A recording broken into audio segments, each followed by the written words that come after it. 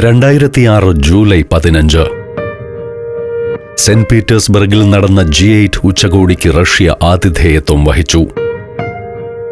ലോകത്തിലെ ഏറ്റവും കരുത്തുറ്റ രാജ്യങ്ങളായ America, Britain, France, Germany, Italy, Canada, Japan എന്നീ രാജ്യങ്ങളിലെ നേതാക്കളെ പുടിൻ തന്റെ നഗരത്തിലേക്ക് സ്വാഗതം ചെയ്തു.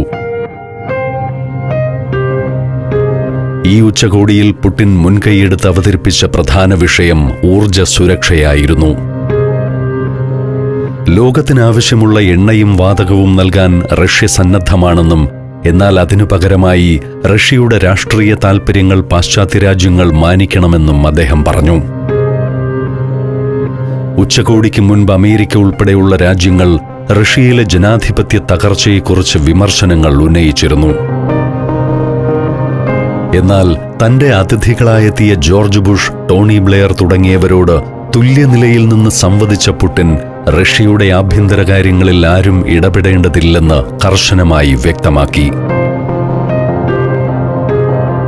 G8 ഉച്ചകോടിക്ക് ശേഷം പുടിൻ നേരിട്ടത് വലിയ പ്രതിസന്ധികളായിരുന്നു. റഷ്യൻ പത്രപ്രവർത്തന രംഗത്തെ ഏറ്റവും ഭീകരമായ കറുത്ത അധ്യായങ്ങളിലൊന്നായ അന്ന പോളിറ്റ്കോവ്സ്കായയുടെ കൊലപാതകം അതിൽ പ്രധാനമായിരുന്നു. 2006 ഒക്ടോബർ 7 വ്ളാഡിമിർ പുടിന്റെ ജന്മദിനത്തിൽ തന്നെ നടന്ന ഈ കൊലപാതകം ലോകമെമ്പാടും വൻ പ്രതിഷേധങ്ങൾക്ക് കാരണമായി. നോവായ ഗസറ്റ എന്ന പത്രത്തിൽ ഇൻവെസ്റ്റിഗേറ്റീവ് റിപ്പോർട്ടറായിരുന്നു അന്ന. ചെച്നിയൻ യുദ്ധത്തിനിടയിൽ റഷ്യൻ സൈന്യം നടത്തിയ മനുഷ്യാവകാശ ലംഘനങ്ങളെക്കുറിച്ചും ക്രൂരതകളെക്കുറിച്ചും അവർ ധീരമായി എഴുതി. വ്ളാഡിമിർ പുടിന്റെ ഭരണശൈലിയെയും റഷ്യയിലെ ജനാധിപത്യ തകർച്ചയെയും അവർ നിരന്തരം വിമർശിച്ചു. പുടിന്റെ അധികാരത്തിലേക്കുള്ള വരവിനെക്കുറിച്ച് പുടിൻസ് റഷ്യ എന്ന പുസ്തകവും അവർ രചിച്ചു. 2006 ഒക്ടോബർ 7 മോസ്കോയിലെ തന്റെ അപ്പാർട്ട്മെന്റിനുള്ളിലെ ലിഫ്റ്റിൽ അന്ന വെടിയേറ്റു മരിച്ചു. അമേരിക്കയും യൂറോപ്യൻ രാജ്യങ്ങളും നിഷ്പക്ഷമായ അന്വേഷണം ആവശ്യപ്പെട്ട് റഷ്യയ്ക്ക് മേൽ കടുത്ത സമ്മർദ്ദം ചെലുത്തി. മാധ്യമ സ്വാതന്ത്ര്യത്തിനായി നിലകൊള്ളുന്ന ആഗോള സംഘടനകൾ പുടിൻ ഭരണകൂടത്തെ പ്രതിക്കൂട്ടിലാക്കി. അന്നയുടെ എഴുത്തുകളെക്കാൾ അവരുടെ മരണം റഷ്യൻ സർക്കാരിന് വലിയ ദോഷമുണ്ടാക്കിയെന്ന പുടിന്റെ പ്രതികരണം വീണ്ടും വിവാദമായി.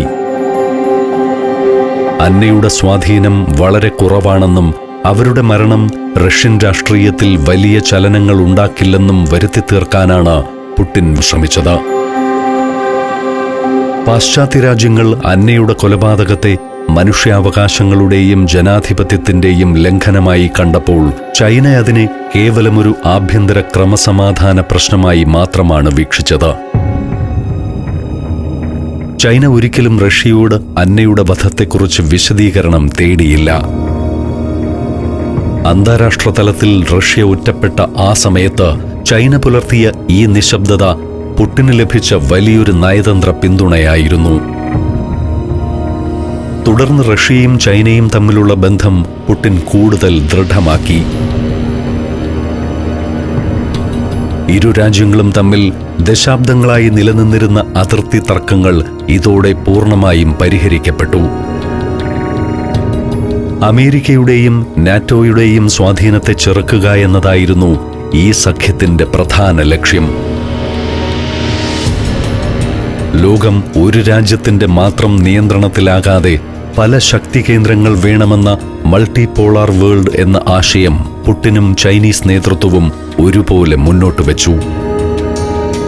മധ്യേഷ്യൻ രാജ്യങ്ങളെ ഉൾപ്പെടുത്തി രൂപീകരിച്ച ഷാങ്ഹായ് കോർപ്പറേഷൻ ഓർഗനൈസേഷൻ ഈ സഖ്യത്തിന് കൂടുതൽ കരുത്തു പകർന്നു.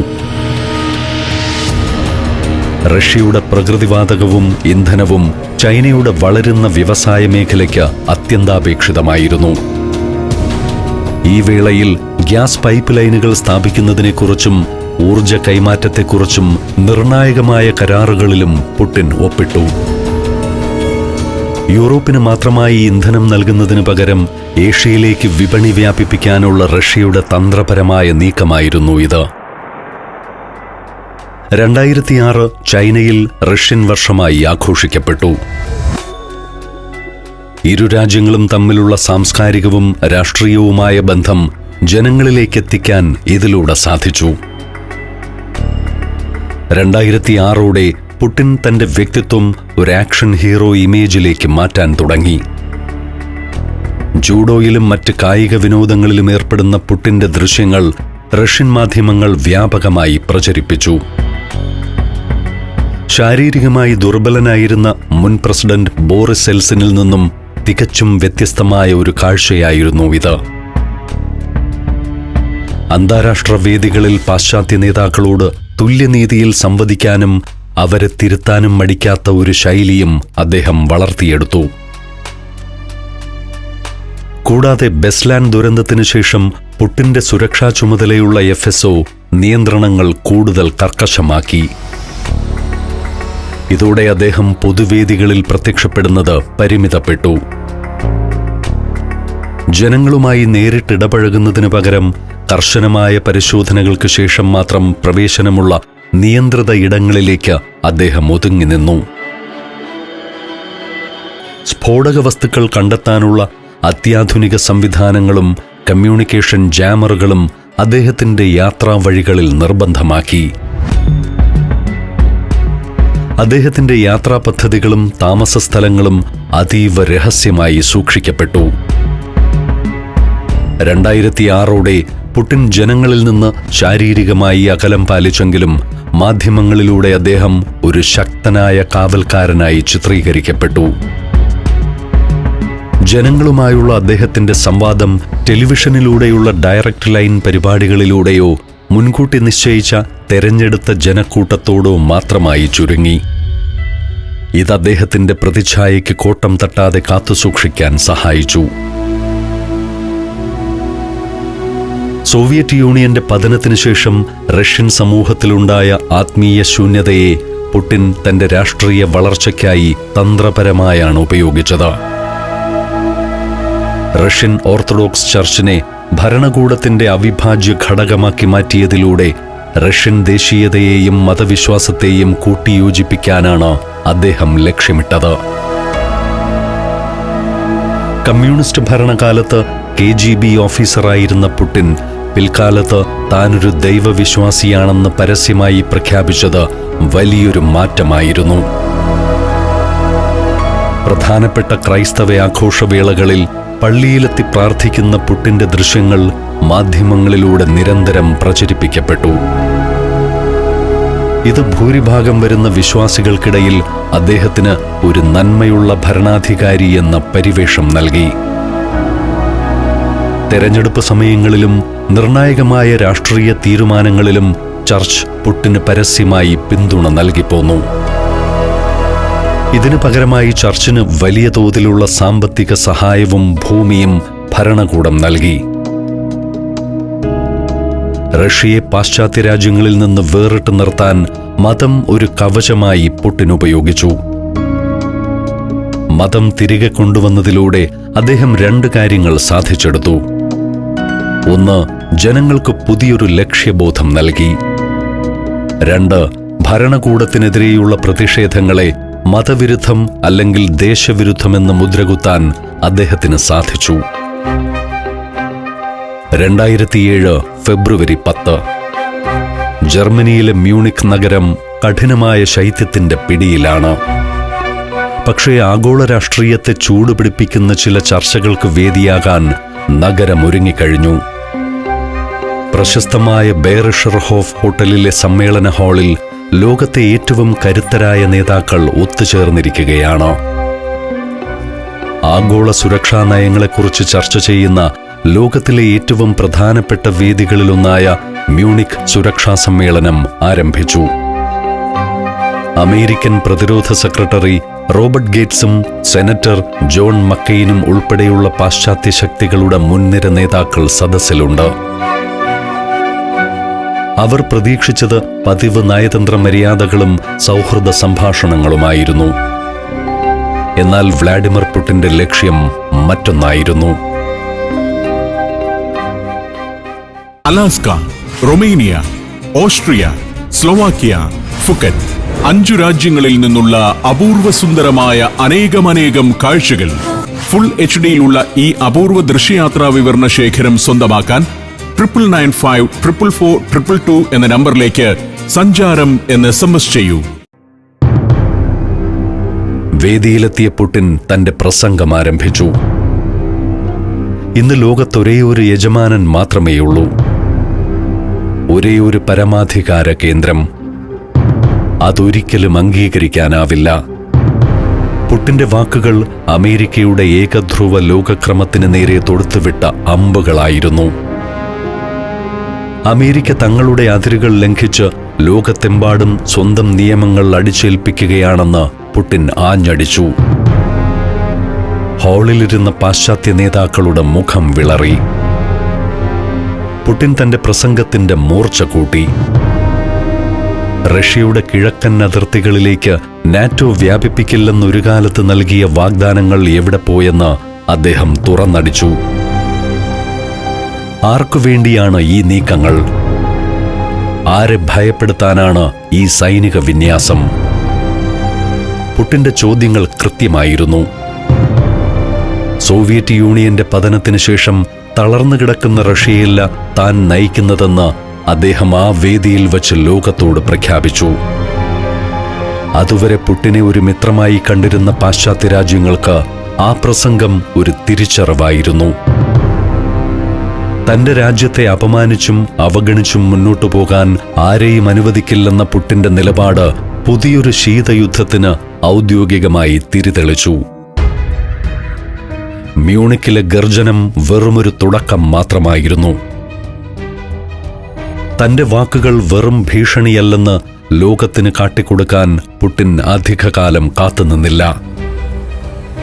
പാശ്ചാത്യ രാജ്യങ്ങൾ റഷ്യ വരച്ച ലക്ഷ്മണരേഖകൾ ഓരോന്നായി ലംഘിക്കുകയാണെന്ന് ആ മുൻ ചാരൻ തിരിച്ചറിഞ്ഞു. 2008 തുടക്കത്തിൽ റൊമാനിയയിലെ ബുക്കാറസ്റ്റിൽ നടന്ന നാറ്റോ ഉച്ചകോടി പുടിനെ ആയുധമെടുക്കാൻ പ്രേരിപ്പിച്ചു.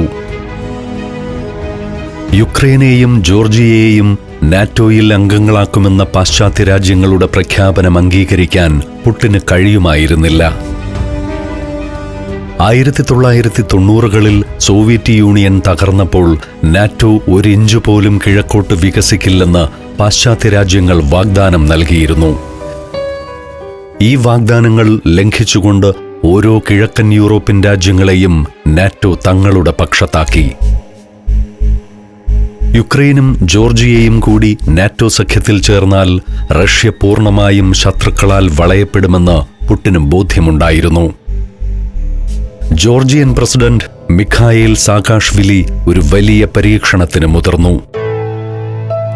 റഷ്യൻ അനുകൂല വിഘടനവാദികളുടെ നിയന്ത്രണത്തിലുള്ള സൗത്ത് ഒസേഷ്യ പിടിച്ചെടുക്കാൻ അദ്ദേഹം സൈന്യത്തിന് ഉത്തരവിട്ടു.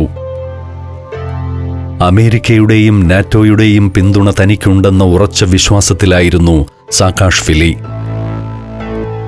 എന്നാൽ പുടിൻ എന്ന ചാരൻ ഇതിനായി ഒരുക്കിവെച്ച കെണി അദ്ദേഹം തിരിച്ചറിഞ്ഞില്ല. പുടിന്റെ ഒരൊറ്റ ഫോൺ കോൾ. റഷ്യൻ ടാങ്കുകൾ അതിർത്തി കടന്നു. പീസ് എൻഫോഴ്സ്മെന്റ് ഓപ്പറേഷൻ എന്ന പേരിൽ റഷ്യൻ സൈന്യം ജോർജിയയിലേക്ക് ഇരച്ചുകയറി. ജോർജിയയുടെ വ്യോമതാവളങ്ങളും സൈനിക കേന്ദ്രങ്ങളും നിമിഷങ്ങൾക്കുള്ളിൽ റഷ്യൻ ബോംബറുകൾ തകർത്ത് തരിപ്പണമാക്കി. വെറും 5 ദിവസം. 5-ാം ദിവസം റഷ്യൻ സൈന്യം ജോർജിയയുടെ തലസ്ഥാനമായ തിബിലിസിയുടെ പടിവാതിൽക്കലെത്തി. ലോകം അന്തം വിട്ടുനിന്നു. അമേരിക്കയ്ക്കും പാശ്ചാത്യ രാജ്യങ്ങൾക്കും പ്രതികരിക്കാൻ പോലും സമയം നൽകാതെ പുടിൻ ആ യുദ്ധം അവസാനിപ്പിച്ചു. യുദ്ധം കേവലം സൗത്ത് ഒസേഷ്യയ്ക്ക് വേണ്ടിയുള്ളതായിരുന്നില്ല. അത് നാറ്റോയ്ക്ക് പുടിൻ നൽകിയ കൃത്യമായ താക്കീതായിരുന്നു. സോവിയറ്റ് യൂണിയന്റെ തകർച്ചയ്ക്ക് ശേഷം റഷ്യയുടെ വീട്ടുമുറ്റത്ത് പാശ്ചാത്യ ശക്തികൾ നടത്തുന്ന കളികൾ ഇനി അനുവദിക്കില്ലെന്ന് അദ്ദേഹം സൈനിക കരുത്തിലൂടെ വിളിച്ചു പറഞ്ഞു. ജോർജിയയുടെ ഭാഗമായിരുന്ന സൗത്ത് ഒസേഷ്യയെയും അബ്ഖാസിയയെയും റഷ്യ സ്വതന്ത്ര രാജ്യങ്ങളായി അംഗീകരിച്ചു. പ്രായോഗികമായി ഈ രണ്ടു പ്രദേശങ്ങളും റഷ്യയുടെ നേരിട്ടുള്ള നിയന്ത്രണത്തിലായി മാറി. അധിനിവേശത്തിന്റെ പേരിൽ പാശ്ചാത്യ രാജ്യങ്ങൾ ഉപരോധ ഭീഷണികൾ മുഴക്കിയെങ്കിലും പുടിൻ കുലുങ്ങിയില്ല. അദ്ദേഹത്തെ സംബന്ധിച്ചിടത്തോളം ഇത് വെറുമൊരു ഭൂപ്രദേശം പിടിച്ചെടുക്കലായിരുന്നില്ല, മറിച്ച് അമേരിക്കയുടെ ആഗോള ആധിപത്യത്തിന് നേരെയുള്ള റഷ്യയുടെ കരുത്തുറ്റ തിരിച്ചടിയായിരുന്നു. ലോകത്തെ വിറപ്പിച്ചിരുന്ന പഴയ റഷ്യൻ കരടി വീണ്ടും ഉണർന്നിരിക്കുന്നുവെന്ന് ഈ 5 ദിവസത്തെ യുദ്ധം ലോകത്തിന് കാട്ടിക്കൊടുത്തു. റഷ്യയുടെ അതിരുകൾക്ക് കാവൽ നിൽക്കാൻ താൻ ഏതറ്റം വരെയും പോകുമെന്ന് ആ മുൻചാരൻ തന്റെ സൈനിക നീക്കത്തിലൂടെ അടിവരയിട്ടു. ഇതോടെ അയൽ രാജ്യങ്ങൾക്കിടയിൽ റഷ്യയോടുള്ള ഭയം വർദ്ധിക്കുകയും പുടിന്റെ സ്ട്രോങ് മാൻ പ്രതിച്ഛായ വാനോളം ഉയരുകയും ചെയ്തു. ജോർജിയയിലെ സൈനിക വിജയം റഷ്യയ്ക്കുള്ളിൽ പുടിന്റെ ജനപ്രീതി കൊടുമുടിയിലെത്തിച്ചു. പാശ്ചാത്യ രാജ്യങ്ങളുടെ ഭീഷണികൾക്ക് മുന്നിൽ പതറാത്ത ഒരു ഉരുക്കു മനുഷ്യൻ എന്ന പ്രതിച്ഛായ റഷ്യൻ ജനങ്ങൾക്കിടയിൽ അദ്ദേഹത്തിന് ലഭിച്ചു. എന്നാൽ ഈ വിജയലഹരിക്കിടയിലും പുടിനെ ഒരു വലിയ നിയമപ്രശ്നം വേട്ടയാടുന്നുണ്ടായിരുന്നു. റഷ്യൻ ഭരണഘടനയനുസരിച്ച് ഒരാൾക്ക് തുടർച്ചയായി 2 തവണയിൽ കൂടുതൽ പ്രസിഡന്റാകാൻ കഴിയില്ല. 2008 പുടിന്റെ 2ാമത്തെ കാലാവധി അവസാനിക്കുകയായിരുന്നു. റഷ്യയുടെ അനിഷേധ്യ നേതാവായി മാറിയ പുടിൻ അധികാരം പൂർണ്ണമായി വിട്ടുകൊടുക്കാൻ തയ്യാറല്ലായിരുന്നു. അവിടെയാണ് ലോകം കണ്ടതിൽ വച്ച് ഏറ്റവും വലിയ രാഷ്ട്രീയ ചതുരംഗ കളി പുടിൻ പുറത്തെടുത്തത്.